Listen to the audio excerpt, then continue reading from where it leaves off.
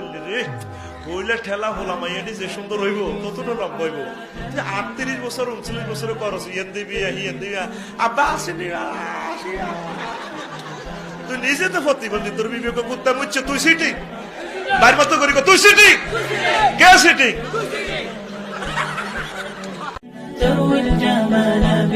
বিয়ের আগে পরিবারে বুঝাবেন, বুঝাতে বুঝাতে যদি কাজ না হয় তারপর বিদ্রোহ হবে ইনশাআল্লাহ।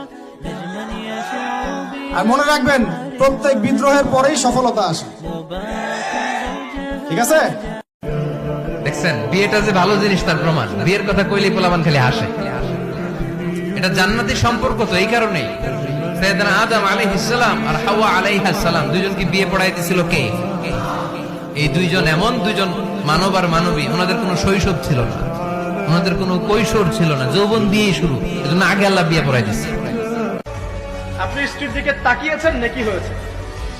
স্ত্রীর হাতটা ধরেছেন নাকি হয়েছে? স্ত্রীকে আদর করেছেন নাকি হয়েছে? তার মুখের মধ্যে ভাত তুলে দিয়েছেন নাকি হয়েছে? আপনার ছেলেকে আদর করে কোলে নিয়েছেন নাকি হয়েছে? মা ছেলেকে দুধ পান করাচ্ছে নাকি হচ্ছে?